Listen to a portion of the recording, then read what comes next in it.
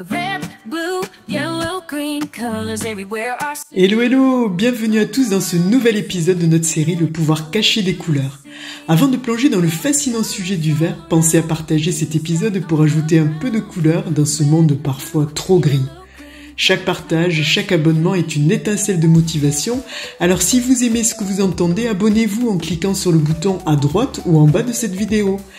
C'est votre façon d'illuminer la journée de quelqu'un et de propager un peu de lumière. Dans cette série, nous explorons le langage des couleurs et comment elles influencent notre quotidien. Si cela vous intrigue, sachez que dans mes accompagnements sur mesure, comme Color ton job en zen, j'utilise les couleurs pour aider à contrer le stress, éviter le burn-out et de ramener du bien-être dans votre vie professionnelle et privée. Aujourd'hui, on parle vert, une couleur qui nous évoque à la fois la nature, la sérénité, mais aussi la pourriture. Et oui, je vous ai prévenu, le vert a bien des nuances. Commençons par une petite anecdote. Savez-vous qu'aucune plante ne contient naturellement de pigments capables de teindre durablement les étoffes en vert ? Impossible d'obtenir un vert franc qui résiste à la lumière et au lavage. Alors très tôt, les humains ont appris à mélanger du jaune et du bleu pour obtenir ce fameux vert. Mais attendez, ce n'est pas tout. Les perceptions du vert varient selon les climats. Dans les régions tropicales, par exemple, la végétation est souvent perçue comme bleutée, tandis que dans les zones arides, le vert est assimilé au jaune.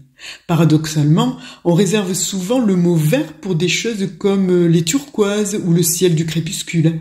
Une manière subtile de dire que tout est une question de perspective. Mais pourquoi le vert nous rassure-t-il tant ? Il y a une explication très primitive à ça.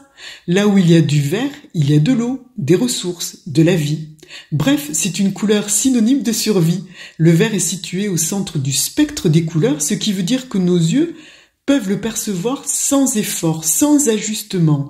C'est probablement pour ça que c'est une couleur aussi apaisante. Regardez les tapis de billard, ils sont verts pour calmer les joueurs et les aider à se concentrer. Et peut-être pour les faire miser un peu plus aussi sur les tapis de jeu. Mais attention, tout n'est pas si simple avec le vert. Trop de vert ou un vert mal choisi peut provoquer l'effet inverse, une impression de stagnation, voire d'ennui. Du renouveau à la décomposition, cette couleur peut inspirer la vie ou l'inverse. Saviez-vous que nous sommes capables de voir plus de variations de vert que n'importe quelle autre couleur ? Parmi les nombreux tons de vert, il y a le vert d'eau, le vert émeraude, le vert forêt, le vert olive, le kaki, le vert sauge, le vert bouteille, le vert menthe, le vert jade, le vert mousse, le vert pomme, le vert pelouse, le vert sapin, le vert chartreuse, le vert opaline et le vert pistache. Son impact psychologique varie selon le ton et l'intensité de la couleur. Le vert d'eau est tonique et rafraîchissant tandis que le vert olive peut sembler pesant et inerte. Par contre, le vert citron n'a rien de relaxant ou de reposant. Quand vous entrez dans une entreprise qui a choisi le vert pour sa décoration, vous ressentez tout de suite un effet de détente. D'ailleurs, il paraît que c'est une couleur recommandée pour les bureaux. Tiens, prenez McDonald's par exemple. Ils ont ajouté du vert dans le restaurant. Pourquoi, à votre avis ?